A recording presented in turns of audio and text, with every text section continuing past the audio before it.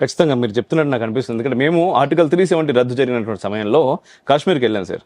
వెళ్ళినప్పుడు అక్కడ ఉన్నటువంటి రూరల్ ఏరియాస్లో ఉన్నటువంటి జనాలతో మాట్లాడుతున్నప్పుడు, పిల్లలతో మాట్లాడుతున్నప్పుడు వాళ్ళందరూ పోస్ట్ గ్రాడ్యుయేషన్ చదివిన వాళ్ళు కూడా మేము ఏదో 5,000కి 6,000కి జాబులు చేస్తున్నాము, రాళ్ళు వేస్తున్నాము అనే మాటలు మాట్లాడడం. మళ్ళీ తర్వాత ఆ ప్రాంతాల్లో సరైన రోడ్డు లేదు ఆ సమయంలో. ఆ తర్వాత ఎలక్ట్రిసిటీ లేదు. బట్ ఈ రోజు బార్డర్ వరకు కూడా మనం అద్భుతమైనటువంటి రోడ్లు చూస్తూ ఉన్నాం, ఎలక్ట్రిసిటీ చూస్తున్నాం. మళ్ళీ తర్వాత ప్రత్యేకమైనటువంటి మీరు అన్నట్టుగా ఉద్యోగ అవకాశాలు పెరుగుతున్నాయి, టూరిజం డెవలప్ అవుతుంది.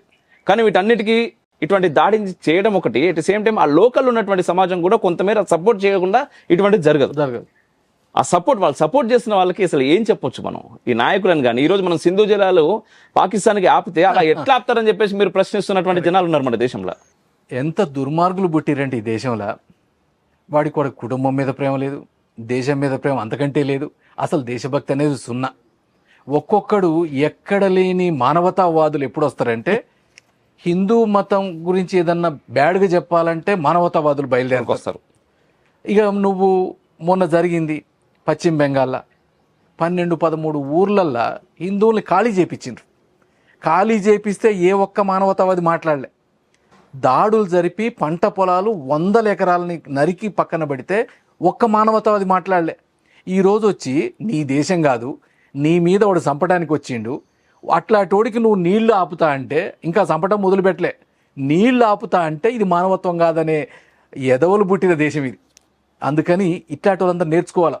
ఒక్కొక్కడిగా ప్రకాష్ రాజ్ లాంటి వాడు ఎదవైతే వాడికి ఏందో ప్రశ్నిస్తా, ఏందో ఒక ట్యాగ్ లైన్, జస్ట్ ఆస్కింగ్. వాడి ముఖం ఆస్కింగ్, వాడు పిచ్చి బాడకవు, వాడు జస్ట్ ఆస్కింగ్ అని పెట్టి ఏదో పిచ్చి కూతలు గుయ్యటం, పిచ్చి మాటలు మాట్లాడటం, దాన్ని మనం వీడియోలు చూసి చూడటం, లైకులు వస్తే వాడికి డబ్బులు పోవటం. ఇది తప్ప మనం ఇంతకంటే చేసేది ఏం లేదు. ఒక్కటే చెప్తా ఉన్నా, మనం యువత ఈరోజు ప్రపంచంలో ఎక్కడ లేని యువత ఇలా భారతదేశంలో ఉంది. మీరు ఒక్కసారి కళ్ళు తెరవండి, దేశానికి ఏమవుతుందో ఆలోచించండి. దేశ ప్రగతి, దేశ భవిష్యత్తు మీ చేతుల్లో ఉంది. ఇట్లాంటి దొంగల్ని నమ్మి దొంగల మాటలు ఇంటా ఉంటే వాళ్ళకి మనం జవాబు చెప్పనంత కాలం ఇంకా ఖరాబ్ అవుతుంది ఈ దేశం. ఈరోజు నిన్ననే ప్రపంచ బ్యాంక్ లెక్కలు వచ్చినాయి. దాంట్లో ఈరోజు ఎంప్లాయబిలిటీ ఈ దేశంలో డబల్ అయిందని చెప్పిండ్రు. ఈ దేశంలో ఇప్పుడు మనం ఏదైతే పేదరికం అనేది చాలా వరకు తగ్గుతూ ఉంది భారతదేశంలో అని చెప్తా ఉన్నారు. ఈరోజు ప్రపంచ మార్కెట్లు ఇవాళ ఇండియా వైపు చూస్తూ ఉన్నాయి.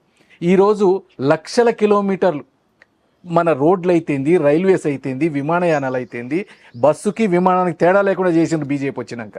అంటే ఈ అంత డెవలప్మెంట్ ఎట్లా చేసిండ్రు, ఎట్నుంచి వచ్చింది? ఇంతకుముందు మొదలు పెడితే స్కాములు ఉండేవి, ఇప్పుడేమో మొదలు పెడితే డెవలప్మెంట్లు కనపడతా ఉన్నాయి. కాబట్టి యువత నేను ముఖ్యంగా చెప్తా ఉన్నా, మీరు ఆలోచించండి. ఈ దొంగలకి దూరంగా బుద్ధి చెప్పేటట్టు ఉండండి, మీరు మాట్లాడండి.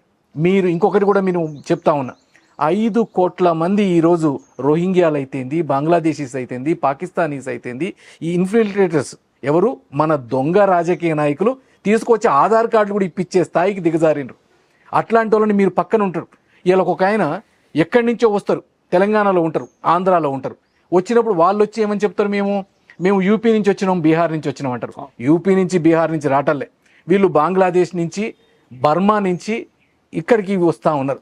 రేపు ఒకేసారి బయటకు వస్తే మనం అవుట్ అవుతాం, ఈ దేశం ప్రమాదంలో పడుతుంది.